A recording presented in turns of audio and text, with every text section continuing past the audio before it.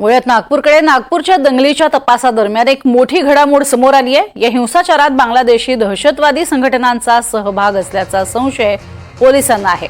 नागरिकांमध्ये द्वेष निर्माण करण्याच्या उद्देशाने सोशल मीडियावरती पसरवल्या जाणाऱ्या चिथावणीखोर पोस्टच्या तपासणी दरम्यान पोलिसांना बांगलादेशी कनेक्शन आढळले।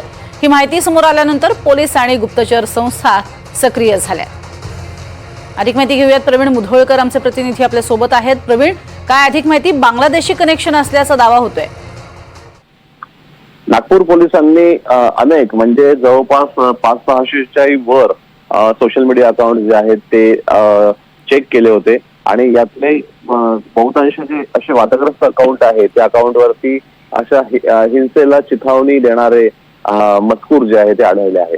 आता या सोशल मीडिया अकाउंट्सवरून बांगलादेशी काही ज्या संघटना आहेत ज्या दहशतवादी कृत्याशी संबंधित आहे, हिंसाचार घडवणे त्यांचं मुख्य काम असतं, अशा काही संघटनांची नावं सुद्धा पुढे येत आहे।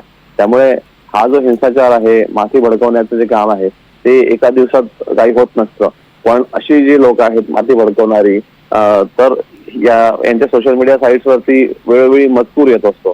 त्यामुळे काही व्हॉट्सअप ग्रुप्स असतील भारतातले किंवा बांगलादेशी घुसखोर जे आलेले आहेत त्या बांगलादेशी घुसखोरांच्या माध्यमातून या नागपुरात काही लोकांची माथी भडकवण्यात आली असाही पोलिसांना संशय आहे। या संपूर्ण प्रकरणामध्ये 500-600च्या वर मोठी अकाउंट जे आहे, म्हणजे एका अकाउंटला 1000वर 10,000वर 50,000वरती फॉलोअर्स आहे भारतात, बांगलादेशात, पाकिस्तानमध्ये असे ते काही अकाउंट्स आहेत आणि त्या अकाउंट्सवरती जो मजकूर आला आहे त्या हे जे अकाउंट्स आहे या अकाउंट्सला फॉलो केला आहे काही लोकांनी। त्यामुळे आता या प्रकरणामध्ये बांगलादेश मधले काही लोक चिथावणीखोर हे काही संबंधित आहे का याचा तपास आता करतात।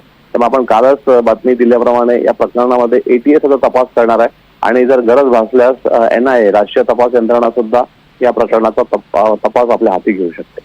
नक्कीच। या सगळ्या संदर्भात एकीकडे आपण बघतोय रान उठवलेला आहे किरीट सोमय्या यांनीच, भाजपच्या वतीनं ते ठिकठिकाणी जाऊन या संदर्भातली खरं तर माहिती बाहेर काढतायत।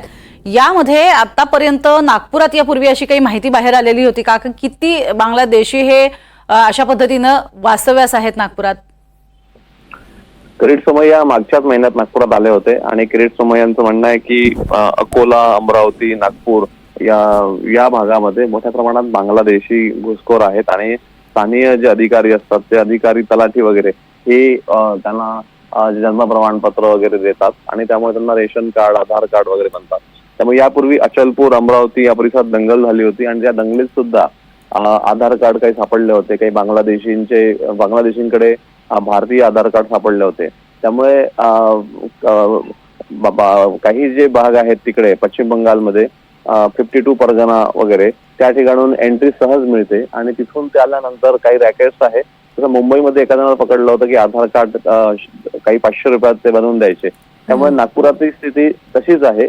जवळपास 500-600 वरती या ठिकाणी बांगलादेशी अवैधपणे राहत असल्याचं किरीट सोमय्या म्हणाले होते। त्यामुळे हे बांगलादेशी कामाच्या निमित्तानं घुसखोर आहेत। त्यामुळे यातल्या काही बांगलादेशींचा संबंध या काही घटनेशी आहे का आणि चिथावणीखोर जे मजकूर आहेत ते या बांगलादेशींनी पाहिले का या संदर्भात सुद्धा शोध सुरू आहे आणि नागपूर सायबर सेल दिवस रात्र एक करून हे सगळे जे अकाउंट्स आहेत त्या अकाउंटची माहिती जी आहे ती काढली जात आहे। नक्कीच। तुर्तास धन्यवाद या संपूर्ण माहितीसाठी प्रवीण।